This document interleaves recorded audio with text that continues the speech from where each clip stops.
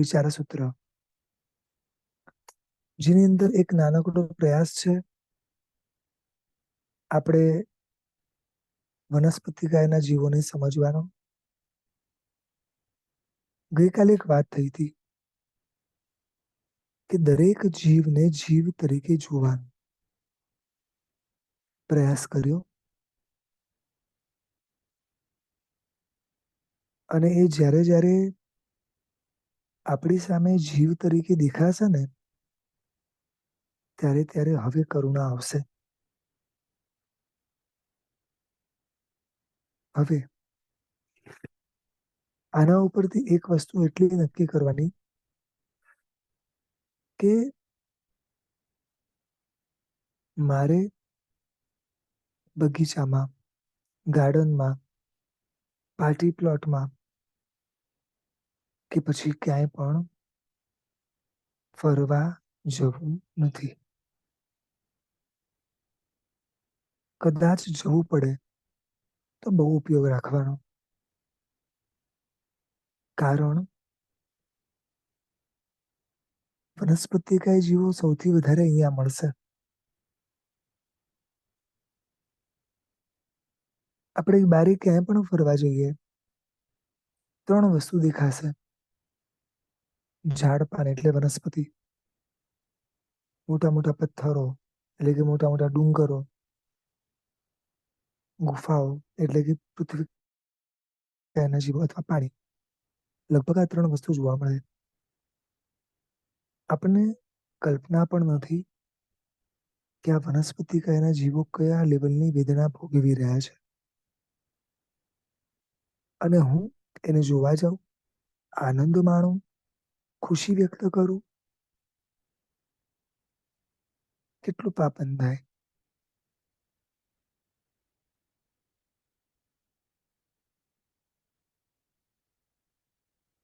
એક શમણ ભગવંત પોતાના શિષ્યને લઈને પસાર થઈ રહ્યા છે. બહુ મોટું ગાર્ડન હતું, ત્યાંથી જ પસાર થવાનું હતું. શમણ ભગવંતે વાત કરી કે આ બધા જીવો કેટલા ઊંધામાંથી લટકેલા છે. કેટલાય પડશે, કોઈના ઉપર ગાડી જશે,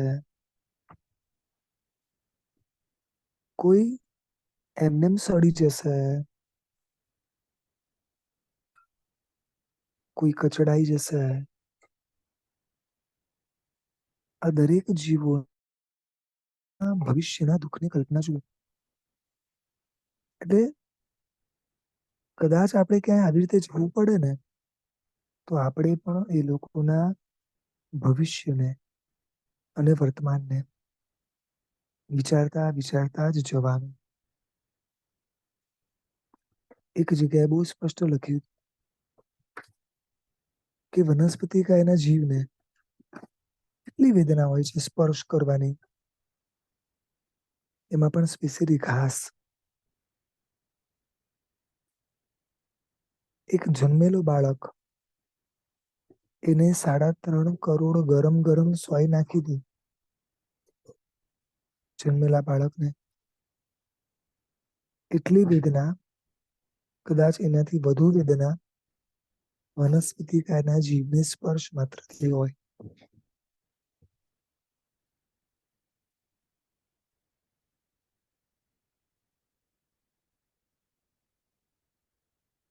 ઘાસના જીવો,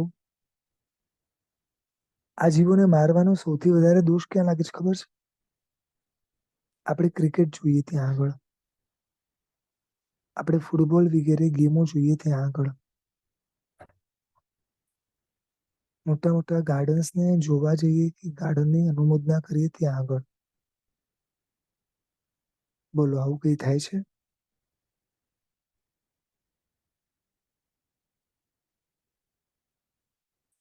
શાસ્ત્ર પ્રમાણે અસંખ્ય દ્વીપ અને અસંખ્ય સમુદ્ર છે. એટલે આ વિશ્વમાં ઝાડ કેટલા? તો કે અસંખ્ય.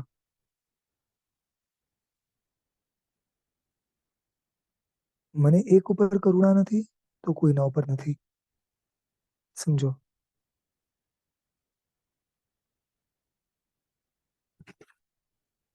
આજે આ જીવને જીવ તરીકે ઓળખ્યા પછી પણ જો કરુણા નથી, તો પછીના ભવમાં એ જીવને જોઈને મને કરુણા જાગશે?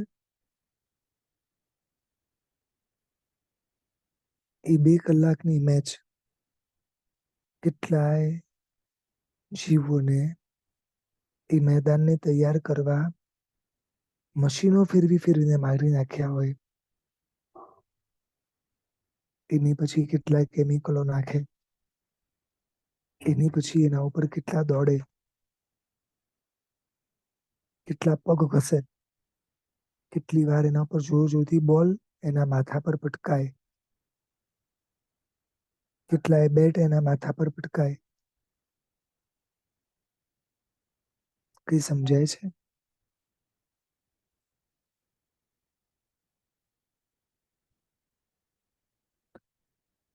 હજી પણ સમય છે. પાપ કરતા અટકી જાઓ. એક્સ્ટ્રા પાપોની હજી વાતો મેં કરી છે. હજી બહુ ડીપમાં તો હું ગયો પણ નથી. કેટલાય લોકોના ઘરની બારે ગાર્ડન છે, લોન છે મોટી મોટી. કેવી રીતે ચાલે?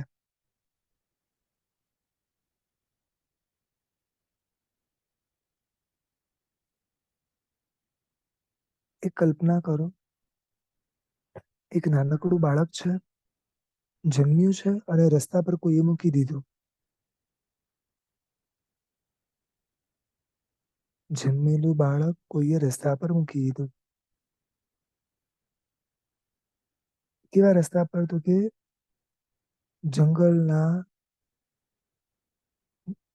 જ્યાં આગળ સિંહ વગેરે જીવોની અવર જવર છે ત્યાં આગળ. હવે આવા જંગલમાં તમને લાગે છે કે બચી શકશે?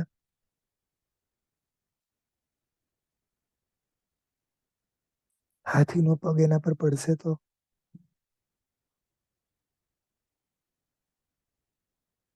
તો એવી જ રીતે આ ઝાડ પાન વગેરે જીવો આવા જ છે. નાના બાળક કરતા પણ વધારે કોમળ છે. કેમ કરુણા નથી? ન ચાલે? આવી બધી મેચો અને આવી બધી વસ્તુ જોયા વગર ન ચાલે.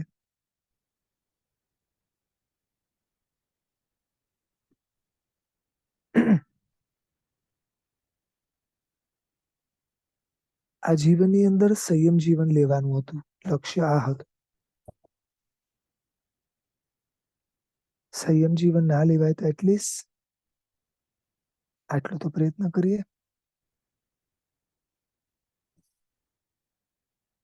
એક શાવિકા મને મળ્યા હતા.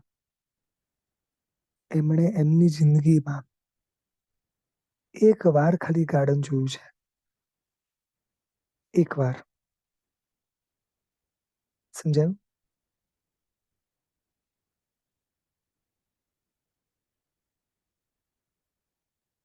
ગાર્ડન જ નથી જોયું. દેખાડ્યું જ નથી. બોલો. આપણે એમ લાગે શાવિકાની ઉંમર 10-15 વર્ષ હશે. 80 વર્ષની ઉંમર.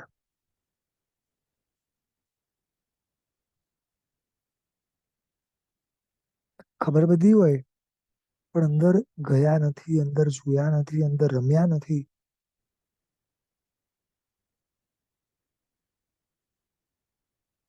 જીવ દેખાય, જીવ.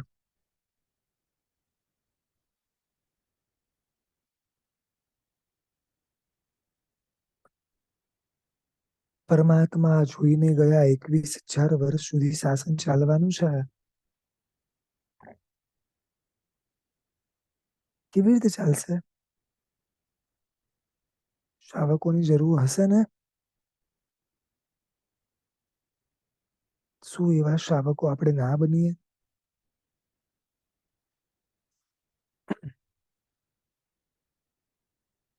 શાસ્ત્રમાં એક વાત આવે છે કે તમે ભલે કોઈ પાપ ના કરો, પણ જો પાપની પ્રશંસા કરો તે બધા પાપના ભાગીદાર તમે બની જાઓ.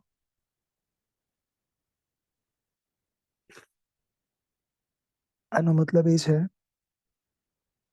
કે આ જગતની ઘણી બધી એવી વસ્તુઓ છે જ્યાં આગળ આપણે પહોંચવાના જ નથી. પણ ખૂબ એની વાતો કરીએ છે, ખૂબ એની ચર્ચાઓ કરીએ છે અને એના કારણે પાપમાં રહીએ છે. એક જગ્યાએ શમણી ભગવાન તો બધા બેઠા હતા અને ઉપાશ્રયમાંથી જરાક આમ ઝાડની ડાળી અંદર આવી હવાના કારણે કે કોઈ બી કારણસર. શમણી ભગવાન ઉભા થયા, જે મુખ્ય હતા એ ગયા એને નવકાર સંભળાવે છે. સમજાય છે? કેવી એમની વિચારધારા કે એ જીવને જોઈને એમને શું સૂઝે છે અને મને શું સૂઝે છે. ઘણા લોકો ગાર્ડનમાં જાય, એના પર બેસે, એના પર સૂવે. જોયા છે આવા જીવોને?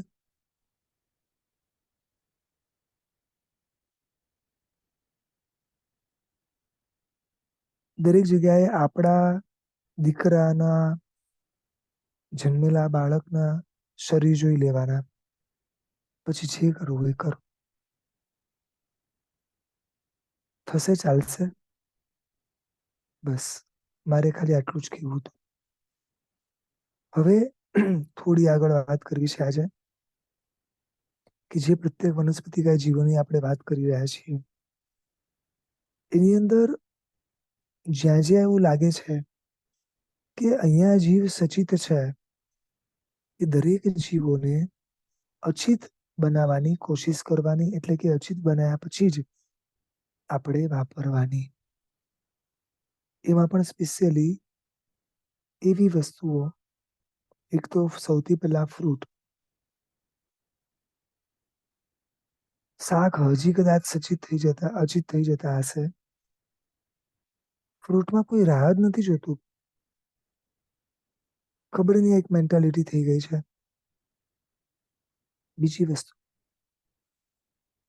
હમણાં એક નવો ટ્રેન્ડ નીકળ્યો છે. ફ્રૂટ હોય કે શાકભાજી હોય, જ્યારે સમય હોય ત્યારે સુધારી દેવાનું અને ઈચ્છા થાય ત્યારે વાપરવાનું. ખબર છે? બે જણ હોય, એક મોટું પપૈયું સુધારી દે, 3 દિવસ સુધી ચાલે. ચાલે કે ના ચાલે?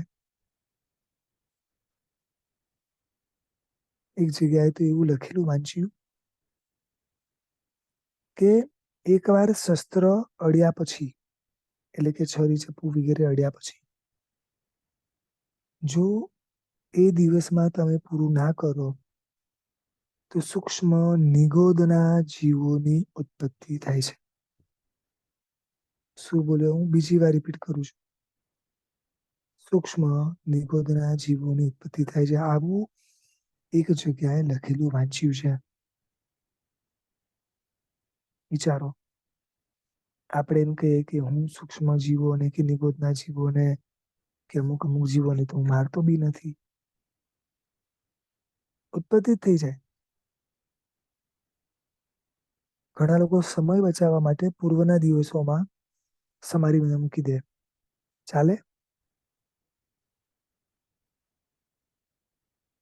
સમજી શકું છું કે સંજોગો કદાચ સવારમાં ના બી હોય, પણ આપણે ત્યાં એવું લખ્યું છે કે જ્યારે શાક બનાવવાનું હોય ત્યારે જ સમારવાનું. સમજાય છે? અડધો કલાક પહેલા બી બને ત્યાં સુધી નહીં, ત્યારે જ. કારણ કે એ જીવો જ્યાં સુધી તવી પર નહીં, જે કુક કરવાનું છે તમારું પ્રોપર, ત્યાં નહીં થાય ત્યાં સુધી, સંપૂર્ણ સીજી નહીં જાય ત્યાં સુધી એમાં જીવ હોવાની પૂરેપૂરી શક્યતા છે. હવે બોલો, ફ્રીજમાં આ બધું રખાય કે ના રખાય? બીજા દિવસે ફ્રૂટ કે સમારેલું શાક રખાય કે ના રખાય? તો પછી હોટેલમાં કે કોઈ બી જગ્યાએ આ બધું જે દેખાય છે તમને શું લાગે છે?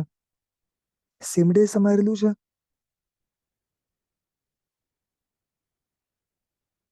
ખ્યાલ આવે છે?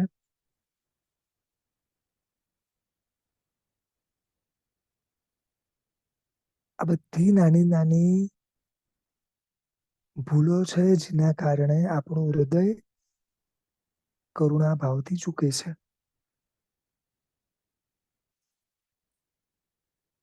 ઘરે પ્રસંગ હોય, લોકો ફ્રૂટને અલગ અલગ શેપ્સમાં કટ કરે છે.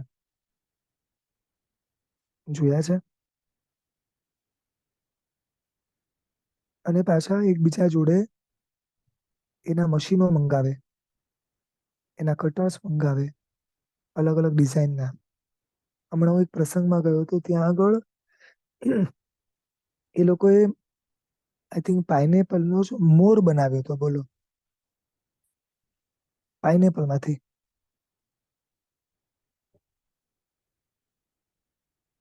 કલ્પના કરો ખાલી.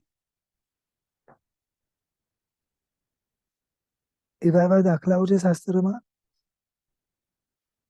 કે પોતે ખાલી કલ્પના દ્રષ્ટિથી કુકડો બનાવે છે, એક આકાર બનાવે છે, અને પછીના ભાવમાં પોતે કુકડો બની જાય છે. પોતે એક છાલ ઉતારે છે અને અહંકાર કરે છે, અને પછીના ભાવની અંદર આખા શરીરની ચામડી ઉતરી જાય છે. કેટલા બધા દાખલાઓ છે આવા.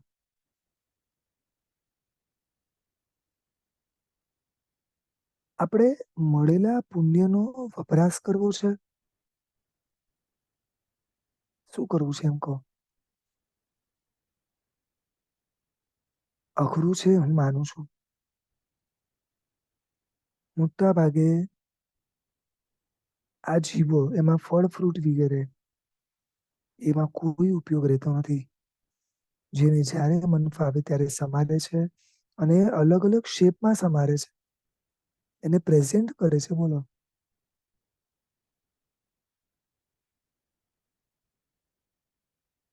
કેટલા કર્મ બંધાય ખબર છે? એક તો અહંકાર વૃત્તિ વધે, બીજા નંબરમાં કોઈ જીવને મારો અને મારીને પાછું આ રીતે એને પ્રેઝન્ટ કરો એટલે ઓર કર્મ બંધાય.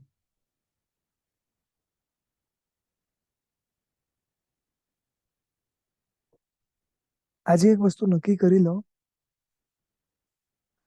કે શાવક શાવિકા તરીકે મરવું છે, કે પછી સમૂરછીમ જીવ તરીકે. હા, હું શબ્દ બરોબર બોલું છું. કારણ કે સમુચીમ જીવ હોય ને, એને કઈ ભાન જ ના પડે. એને મન સાવ વર્તમાન ક્ષણ પૂરતું જ હોય. આટલી સરસ સૂક્ષ્મ દ્રષ્ટિ મળી છે, જીવદયાના પાલનના નિમિત્તો મળ્યા છે, તોય કેમ નથી થતું?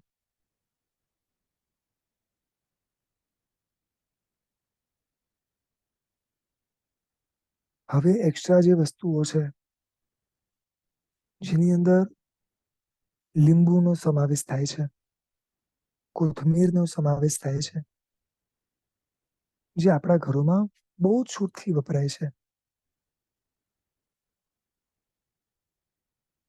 આ બધી વસ્તુઓ વાપરવી પણ હોય ને, તો પ્રભુની આજ્ઞા પ્રમાણે વાપરો.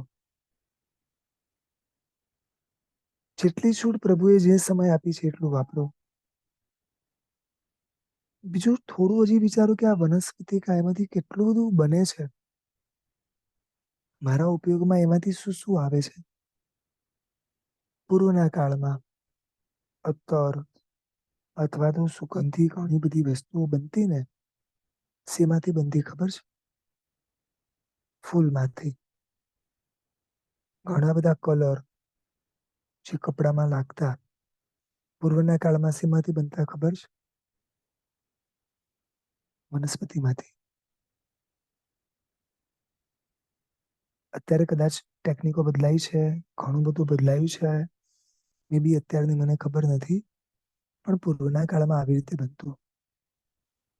આપણે જે એક પેપર વાપરીએ છે ને લખવા માટે, કે ન્યૂઝપેપર જે હાથમાં લઈએ છે ને, ક્યારે ન્યૂઝપેપરને લેતાની સાથે વનસ્પતિકાયના જીવ એક ઝાડ તરીકે દેખાય છે? એક 2 મિનિટ ખાલી શું બન્યું એ જાણવા માટે, અને એ બી એમ વિચારે કે 5 રૂપિયાનું તો છે. અરે ભાઈ, તમારા માટે એની વેલ્યુ 5 રૂપિયા છે, પણ એ જીવ એટલા કપાશે ત્યારે આ ઝાડ મરી આ એક એક પેજ બને છે. કાગળોનો વપરાશ ઓછો કરો, આ વનસ્પતિ કાયના જીવોને બચાવો. ઘણાને આદત છે A to Z પેપર વાંચવાનું.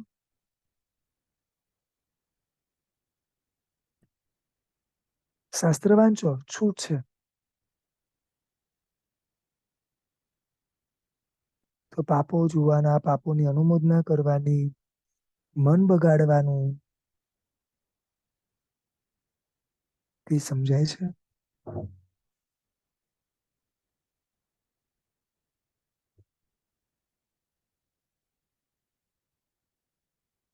પૂર્વના કાળની અંદર ઔષધિઓ શેમાંથી બનતી? વનસ્પતિમાંથી. અત્યારે તો કદાચ એનાથી બધા નીચે ઉતરી ગયા છે, એટલે અત્યારે તો ખબર જ નથી કે શેમાંથી બને છે. ઇવન ઘણી વાર એવું પણ બને છે કે આપણા ઘરોમાં એવા એવા ફ્રૂટ આવે છે જે તુચ્છ છે. તુચ્છ ફળ આવે છે ઘરમાં. વિચારો. અથવા એવી એવી વસ્તુઓ આવે છે જે ખાવાની, એનો ઠળિયો ફેંકી દેવાનો. ઠળિયો મોઢામાં જાય એટલે સમુચિમ જીવોની ઉત્પત્તિ થાય. એના વગર આપણે રહી ગયા છીએ? ચાલો હજી આગળ. ડ્રાયફ્રૂટ. બોલો, આના વગર ખરેખર નથી ચાલતું. ઘણા લોકો 12 મહિના ડ્રાયફ્રૂટ ખાય છે, ખબર છે? 12 મહિના ખજૂર ખાય છે. અને જવાબ શું આપે છે ખબર છે? ડોક્ટરે કીધું છે હેલ્થ માટે કરીએ છે. હવે એને કોણ સમજાવે કે આ બધાના કરતા મોટા ડોક્ટર મારા પરમાત્મા છે. એને 2500 વર્ષ પહેલા ખબર હતી કે કોના શરીર માટે શું વસ્તુ વધારે જરૂર છે, એટલે જે જરૂર હતી ને એની છૂટ આપી દીધી છે. કઈ સમજાય છે? હજી તો અનંતકાયની મેં વાત જ નથી કરી. આવશે ત્યારે જોજો કેટલું અનંતકાય આપણા ઘરોમાં અને આપણા મોઢામાં આપણે પ્રવેશ કરીએ છીએ.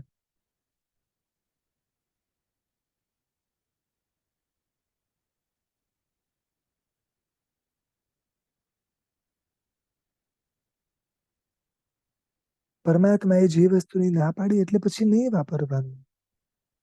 પરમાત્માથી મોટા ડોક્ટર કોઈ નથી.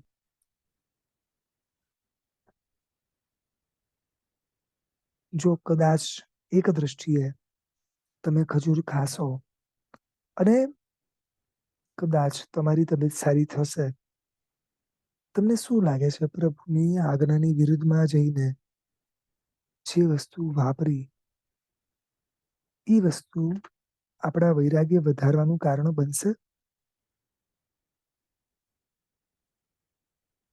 સંસારમાં પાપ કરવાનું અને આસક્તિ વધારવાનું કામ કરશે. ખજૂરની ચટણીઓ જોઈએ છે ને આપણને બધી જગ્યાએ.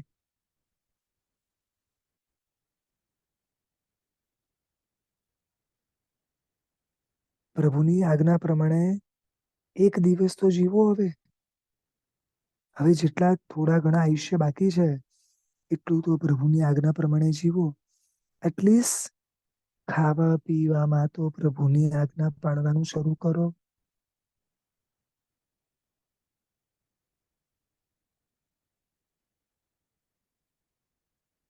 આપણે કઈ રીતે કહીએ છીએ કે હું જૈન છું?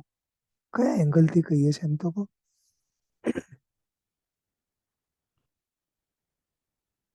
કઈ પ્રભુની આજ્ઞા માનીએ છીએ કે પાડીએ છીએ તો હું કહી શકું કે હું જૈન છું? બતાડો ચલો. તો અહીંયાથી તો શરૂઆત કરો.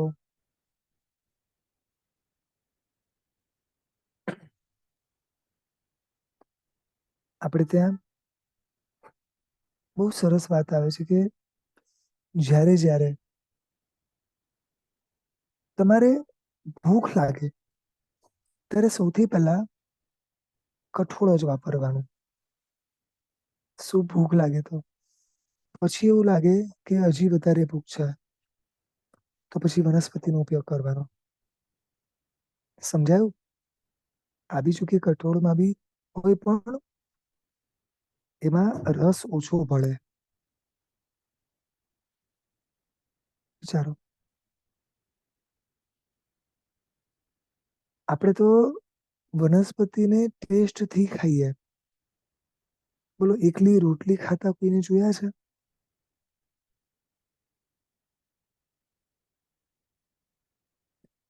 પેલું નાનપણમાં સાંભળ્યું તું કે એક કોરી રોટલી ખાય ને એટલે આંબીલનો લાભ મળે. સાંભળ્યું છે ને?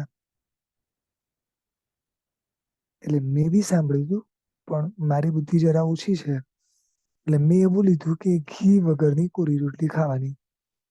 પણ દાળ શાક તો બધું ખવાય જ જોડે. પણ આ તો મોટા થયા, કોઈકે સમજણ આપી ત્યારે ખબર પડી કે ભાઈ કોરી રોટલીનો અર્થ ખાલી ઘી વગરની નહીં. એકલી કોરી રોટલી ખાય તો હું શાક જોડે ખાઉં, દાળ જોડે ખાઉં તો ફરક શું પડે? આંબીલ જેવું લાગે? આસક્તિ તો એટલી ને એટલી.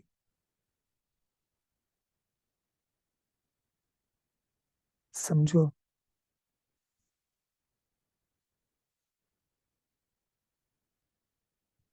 વનસ્પતિકાય આસક્તિ વધારવાનું સૌથી મોટું કારણ છે. એટલે એ વનસ્પતિકાય તો આપણા જીવનમાં, આપણા ઘરમાં જેટલા ઓછા આવે એટલા સારા છે. અને એ કરતા પણ આપણા મોઢામાં જેટલા ઓછા આવે ને એટલા એટલું વધારે વધારે સારું. વનસ્પતિકાયના જીવોની જૈના પૂર્વના કાળમાં લોકો કેવી કેવી રીતે કરતા. મેં એવું સાંભળ્યું છે કે ચાની પત્તી હોય ને એને પણ લોકો ચાળીને વાપરતા. સૂંઠ ગંઠોડાના પાવડર હોય ને એને પણ લોકો ચાળીને વાપરતા. જેવી નાની નાની વસ્તુ હોય, ધાણા છે, આ છે, તે છે, બધું જ ચાળીને જ વાપરવાનું. પહેલા પણ અને રોજ વાપરીએ ત્યારે પણ. જોવાનું છે, ચેક કરવાનું છે. જીવોની ઉત્પત્તિની શક્યતાઓ છે. સમજાય છે?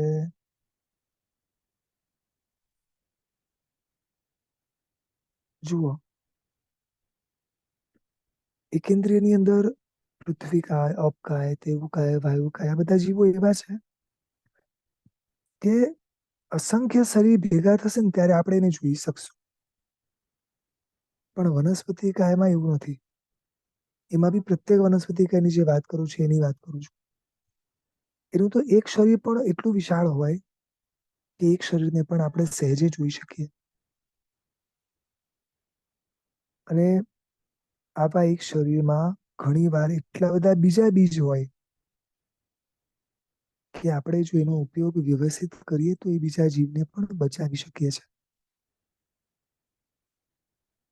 સમજાય છે? સરળ એક પ્રશ્ન.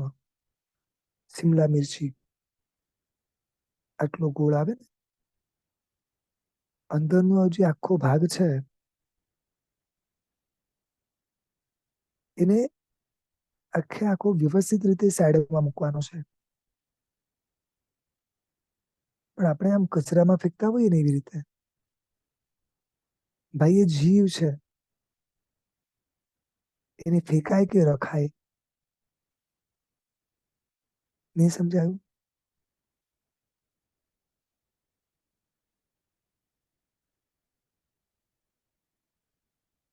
ઘણી વાર લીંબુ સમારતા ન આવડે, લીંબુ સમારવા જાય અને એની અંદર રહેલા બીજના જીવને પણ મારી નાખે. અરે ભાઈ એક જીવને બચાવવાનું તો તું એ બી ના બચાવી શક્યો?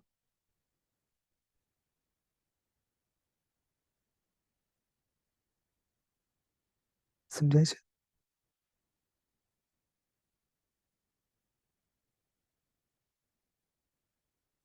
ઘણી વાર આપણા મનમાં અમુક અમુક પ્રશ્નો જાગે કે આ ફ્રૂટ છે, આ નવું કઈક વેજીટેબલ્સ છે, ખવાય કે ના ખવાય? એક સ્પષ્ટ વાક્ય આવે છે કે અભક્ષ્ય અને અનંતકાય. માં એક વસ્તુ એવી છે કે જે અજાણ્યું હોય તમારા માટે એને જ ખવાય. જે આપણા માટે અજાણ્યું છે ના ખવાય. કારણ કે આખા વિશ્વમાં ઘણી બધી છે આવી વનસ્પતિ જેનું કદાચ આપણને આઈડિયા બી નથી. અને રોજ નવા લોકો નવી નવી વસ્તુ લઈને તમારી સામે મૂકશે, તમે શું કરશો? ખાવાનું શરૂ કરી દેશો? વાપરવાનું શરૂ કરી દેશો? હમણાં તો વચ્ચે એક કઈક ડ્રેગન ફ્રૂટ કરીને બહુ ચાલ્યું હતું. બોલો.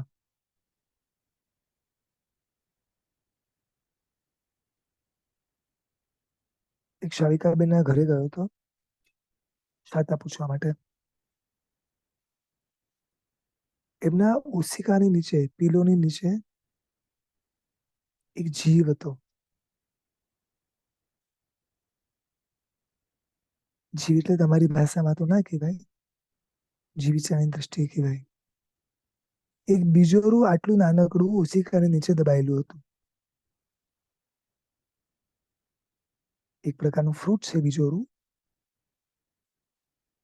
પરમાત્માના પ્રસંગોમાં પણ મોટા આપણે મૂકતા હોઈએ છે. તમારે ઉપવાસ છે, તમારે આ છે, બધી વાત સાચી. કદાચ એને રાખવું હોય તમારી જોડે તો રાખો, પણ એને દબાઈને, કારણ કે એને જીવ તરીકે નથી ગણતા ને.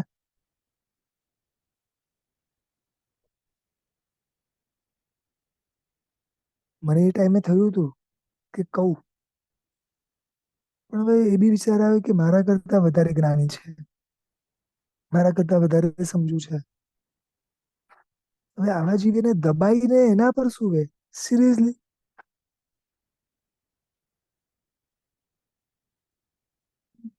ઘણી વાર નાનપણમાં લીંબુ ને મરચાના તોરણો બાંધેલા જોયા છે ઘરની બારે. આમ લીંબુ ને મરચા લટકાવે દર શનિવારે. I think so. જોયા છે? ઘણા લોકો પોતાના દીકરાની તબિયત બગડે ને તો લીંબુને સમારીને આઈ થિંક મરચું વગેરે. તમારા દીકરાની તબિયત ખરાબ છે, એમાં બીજાની તબિયત શું કરવા બગાડો છો? અને એમાં બી મેં જે રીતે જોયું કે મરચું ભરે ને આઈ થિંક મીઠું બી ભરે, હજી તો શું હશે નથી ખબર. અને પછી ભયંકર અગ્નિની વચ્ચોવચ ગેસની ઉપર સીધું મૂકી દેવાનું.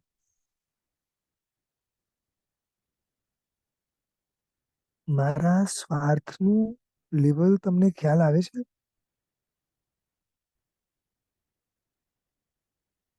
સિરિયસલી? આટલું આટલું સ્વાર્થ?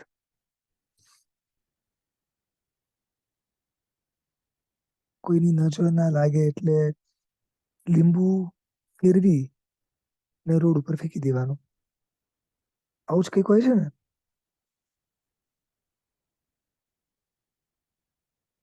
શાવકના જીવનમાં આવું હોય? પેલા લીંબુના જીવને રસ્તાની વચ્ચોવચ આઈ થિંક 4 રસ્તા પડે ત્યાં આગળ મૂકી દેવાનું.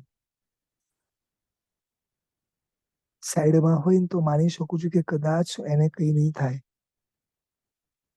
પણ 4 રસ્તા ઉપર હોય તો ખાલી કલ્પના કરો કે કેટલી ગાડીની નીચે કચડાશે, અને એ જેટલી વેદના ભોગવશે ને એના કરતા કઈ ગણી વધારે વેદના ભોગવવાની તૈયારી રાખજો. એને જીવ તરીકે ગણીએ છીએ.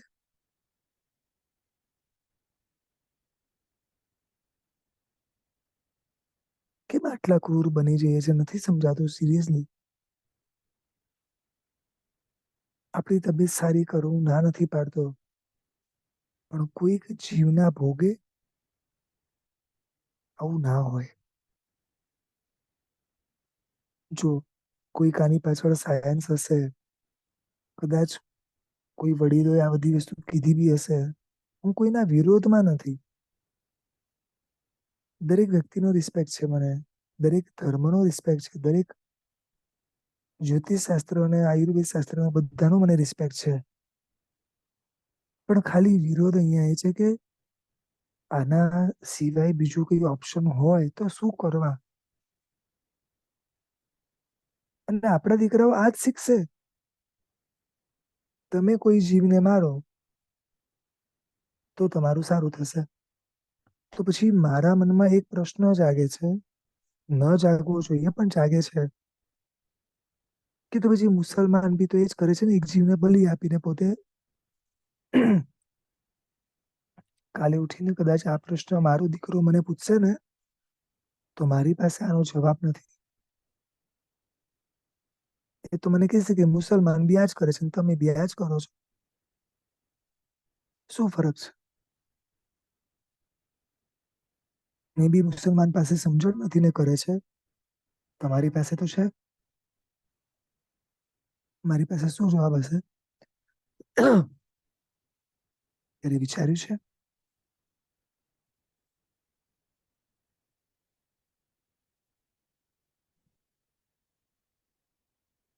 કેટલાય જીવોને ફ્રીજમાં ભરી રાખવાના. પૂર્વે બી આ વાત થઈ છે.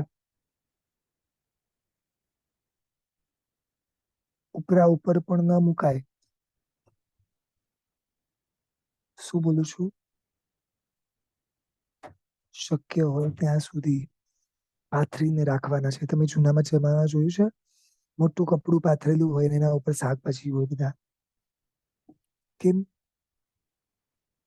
કોઈના ઉપર કોઈનો ભાર અપાય?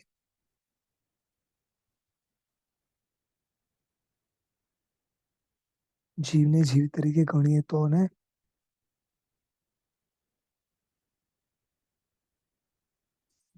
શાક લેવા જઈએ ત્યારે કેટલું ધ્યાન રાખીએ છીએ કે ટમાટર દબાય નહીં, એટલે એને ઉપર લઈ લઈએ, પેલા નીચે કરી દઈએ. સ્વાર્થ વૃત્તિ છે.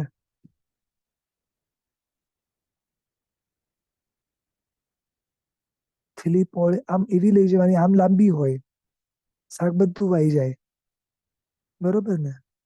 થોડી પોળી બી તો લઈ જાઓ.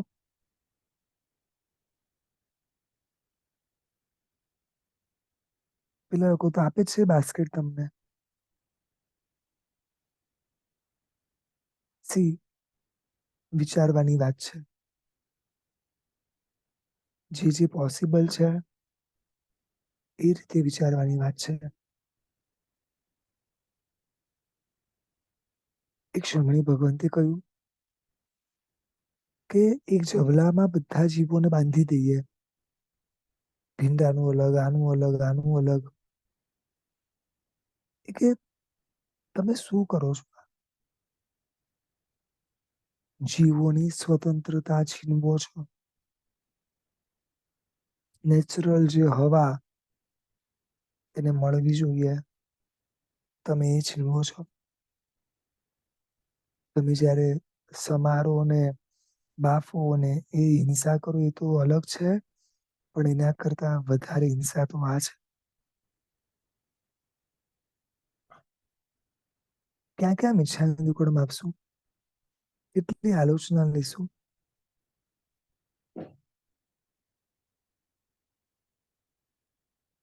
થોડું થોડું સમજાય છે.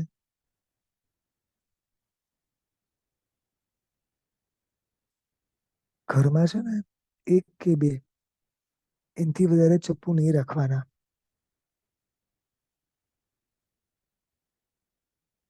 ખૂબ ધ્યાન રાખજો હું જે કહું છું એ. અને હોય તો એને વિંથરાળીને ક્યાંક મૂકી દો.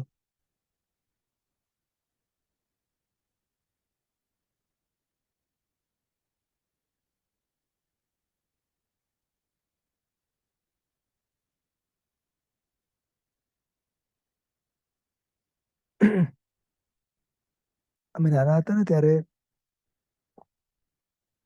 એક શાક બનાવ્યું હતું. તેલમાં તળી નાખ્યું હતું. ટિંડોળાનું શાક હતું લગભગ. આખું તળી નાખ્યું હતું. અને પછી એક શમણ ભગવાન પધાર્યા હશે. ના પાડી દીધી કે આટલા ક્રૂર અમાર નથી બનવું.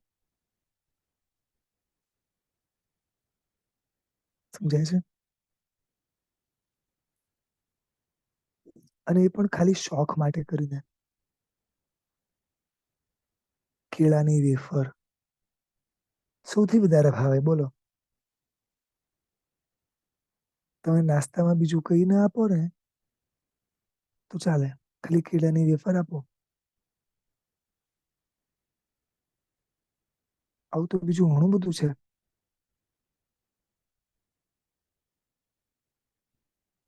પાણી ઉકાળેલું હોય ને ગરમ સ્પર્શે તો કેટલી વેદના હોય. આમાં કેટલી હશે એની કલ્પના કરી છે? ઓફકોર્સ કદાચ જીવ જીવી જતો હશે, ના નથી પાડતો, પણ છતાંય હવે છે ને, અગ્નિ, ચપ્પુ, ઉકળતું તેલ, કુકર, આ બધી જ વસ્તુને હિંસાનું સાધન માનવાનું. શું માનવાનું? હિંસાનું સાધન. જે બાફે એ, જે બાળે એ, જે તળે એ, અને જે સમારે એ.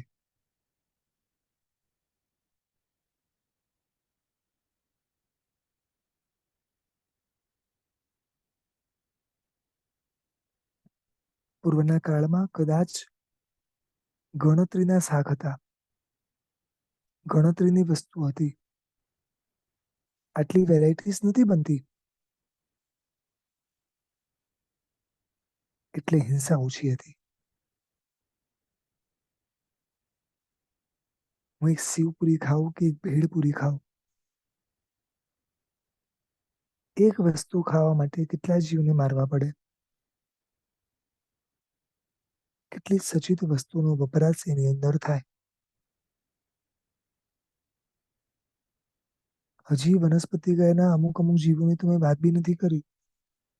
આ ખાલી આપને પહેલા પૂર્વ સમજાવું છું કે શું થઈ રહ્યું છે અને શું થઈ શકે એમ છે.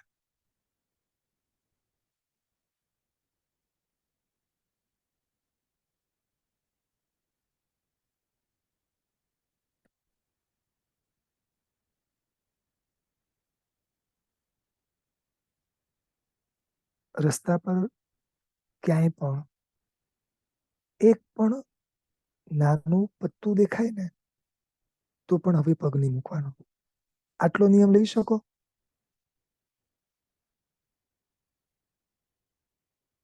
વનસ્પતિ કાયથી છૂટું પડેલું એક પાંદડું, એના ઉપર મારે પગ મૂકવાનો નહીં. આટલો નાનકડો નિયમ. ઘાસની હું વાત નથી કરતો હજી. એ બી સત્વ હોય તો લઈ લેજો. હવે તમને લાગશે કે આપણે તો આવું બધું કઈ કરતા જ નથી. હવે હું તમને બતાડું. તમે જ્યારે ગાર્ડનમાંથી પાસ થાવ કે અમુક અમુક એવી જગ્યાઓથી પાસ થાવ ને જ્યાં ઝાડ હોય, લગભગ એની નીચે પત્તાઓ ખરતા હોય છે. અને આપણને એવું લાગે કે કદાચ આમાં જીવ નહીં હોય અને આપણે ચાલી જઈએ છીએ. મેં તો હમણાં એક પ્રસંગમાં જોયું, પત્તા, લીલા પત્તા, જેને પાથરીને એના પર 2 ઇડલી, ચટણી અને સંભાર. વિચારો.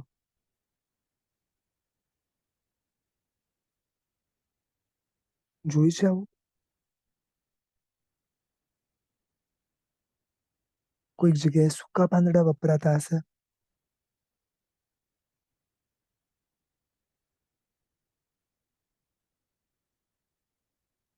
આપણે એટલા તો નિર્દય હવે નથી જ બનવું, અને એટલા આસક્ત પણ નથી બનવું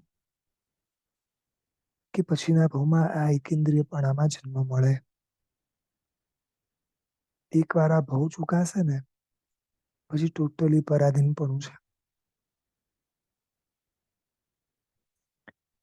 ન આપણી વેદનાને સમજનાર કોઈ હશે, ન કોઈ સાંભળનાર હશે. માથાનો એક વાળ ખાલી ખેંચીને તો જુઓ, એની કલ્પના તો કરો. તો આ જીવના અંગને ઘણીવાર આપણે ટુકડા કરતા હોઈએ છીએ. નાના હતા ને ત્યારે એક ભૂલ થઈ હતી. કોઈ એમ કીધું કે આ જે ઝાડનું પત્તું છે ને, એમાંથી દૂધ નીકળે છે. અમે લોકો જોવા ગયા. ખાલી જોયા નહીં, સાચું કહું છું કે એ પત્તાને અમે ફાડ્યું હતું.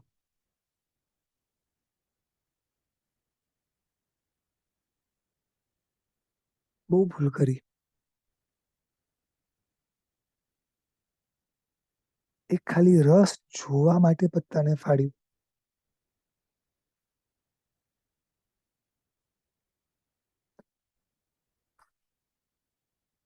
આ તો જો ભૂતકાળની ભૂલોને યાદ કરશું ને, અઢળક દેખાશે. ઘણીવાર છે ને આપણું મન ચીટિંગ કરે છે જાત સાથે, કે આ તો પેલું કારણ હતું ને એટલે કર્યું, સમજણ નથી એટલે કર્યું, કોઈએ કીધું એટલે કર્યું, શરમના મારે કર્યું, વ્યવહારથી કર્યું. પણ ભાઈ કર્યું એમ તો સ્વીકાર કર. તું સ્વીકાર નહીં કરે તો છોડવાની ભાવના જાગશે કઈ રીતે?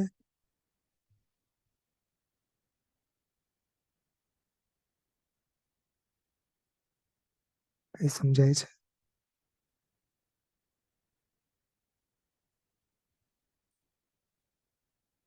જે વિચાર અંદર ઉતારવાના છે,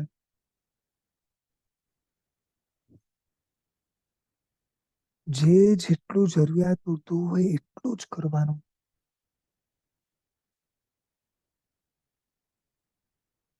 કારણ કે દરેકમાં જીવ છે, દરેકને વેદના થાય છે. મેં એવા એવા શાબિકાઓ જોયા છે કે અમુક અમુક વસ્તુ, સમજો કે ક્યાંક એક્સ્ટ્રા છે ને, તો એનો બી યોગ્ય વપરાશ કરે. જેમ કે કોથળીના નીચેના ભાગ, એ શક્યતા છે. જીવ ક્યાંય બી હોઈ શકે છે. ફેંકી ન દે, એને ક્યાંય કોઈક જીવને આપે. તો ઘણું બધું પૂર્વના કાળમાં થતું. બસ ગઈકાલે જે એક પ્રયોગ તમે કર્યો છે અને હજી બી જે કરી રહ્યા છો એને રિપીટ કરજો, કે દરેક જગ્યાએ જીવ શબ્દ વાપરજો જ્યાં જીવ હોય તો. એટલે આજે આગળ મેં સવિશેષ લીધું નથી. આજે ખાલી એ જ વાતો અલગ અલગ રીતે રિપીટ કરી છે કે આપ આ પ્રયાસ કરો. હજી દરેક જગ્યાએ બસ આ જીવ છે, કરશો. અને જે જે વસ્તુમાંથી, એટલે કે જે જે વસ્તુ વનસ્પતિમાંથી બની છે, ત્યાં પણ જીવ જોજો. બસ આટલો પ્રયત્ન કરજો. પ્રભુની આજ્ઞા વિરુદ્ધ કઈ બોલાયું હોય તો ત્રિવિધિ ત્રિવિધિ ધ્યાન પડો.